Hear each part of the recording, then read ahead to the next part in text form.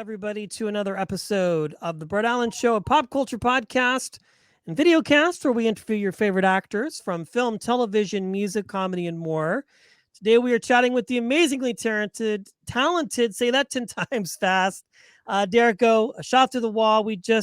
I've had so many amazing cast members from this film, and the hits keep on coming. Derek, welcome to the show. It's good to have you here today. Hey, Brett. Yeah, thanks for having me. Well, again, I have to say this is just such a fantastic film. We've talked with your castmates. Um, we just got done chatting with Clifton, and now we're chatting with you, of course. Hmm. Let's talk about your character and your involvement in the project and how this came about for you specifically.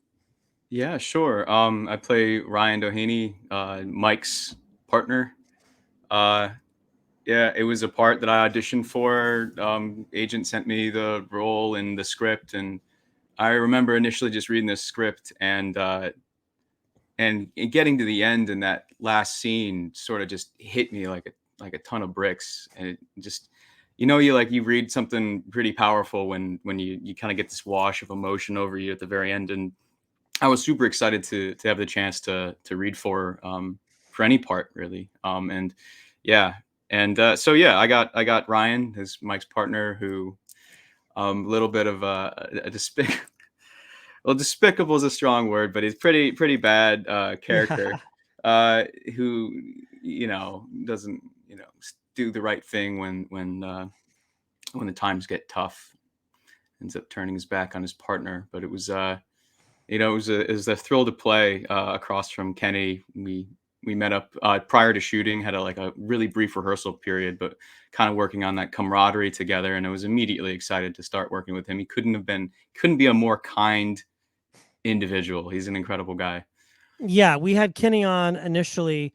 So Oh, let's nice. talk about this. Yeah, I mean, really, we kind of laugh a little bit about your character, but I'm certain there's probably uh, police out there very similar to the character that you're portraying, which is really kind of unfortunate, but it is what it is. But, Yeah. obviously, in anything, we hope there's some sort of like redeemable characteristic that we can relate to and sort of, learn some things. So obviously, there's a lot of really heavy themes in this movie. It deals with a lot of things that are culturally appropriate right now in the time that we're in, and obviously, this sort of predates Black Lives Matter and Floyd and all of that. But really, we're dealing with essentially racism and tough topics that we don't like to talk about Mhm. in this form of entertainment. But really, like outside of all of that stuff, like if there was one message or one thing that you hope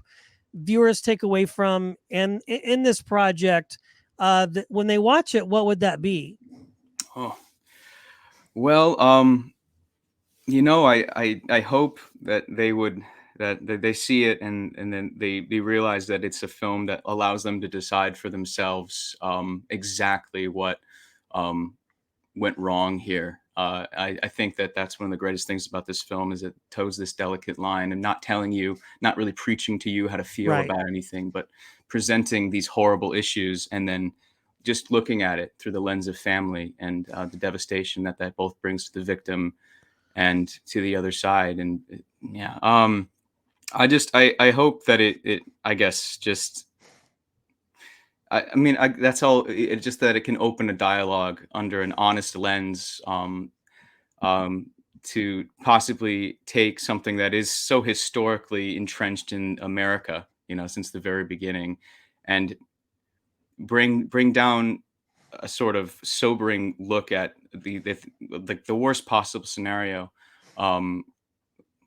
of a police encounter with a minor, whether accidental or otherwise, and to look at it fairly and honestly, and see how horrible things can go so quickly, um, and that I don't know. It's just it's such a it's this is such a it's such a potent subject matter that yeah you has only gotten worse and worse as years go on, and no real powerful voice out there to make a significant hard change. And the only thing I hope that this movie does is at least continue to open the dialogue.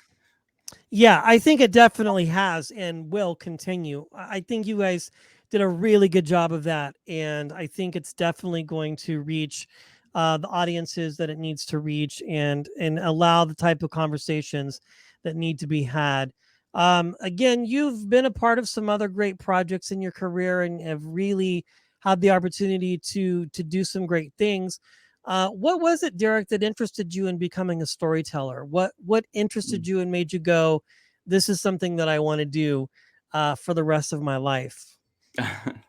Yeah, great question. I mean, it was something I did in high school, and you did those, like, did just musicals in high school, and that was fun, sure. But then it came to going into college, and I had to decide what I wanted to do with my life, right then and there. And I don't have any family in the entertainment industry. It was just something I had always done with my friends, like doing little videos on the side during the summers and stuff.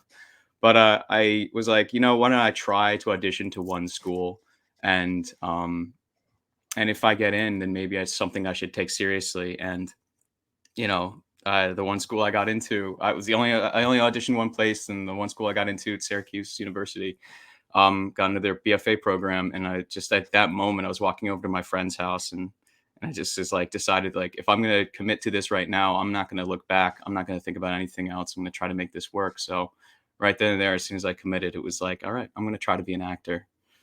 So And there you have that it. was It's that. turned out quite well for Yeah. you. Yeah. Uh, very good and a great film. Everybody, be sure to please watch Shot Through the Wall, which will be available tomorrow for people to stream and to watch everywhere. Amazing interviews coming from that as well. Derek, thanks for hanging out with us today. I appreciate it. Of course, Brett. Thank you.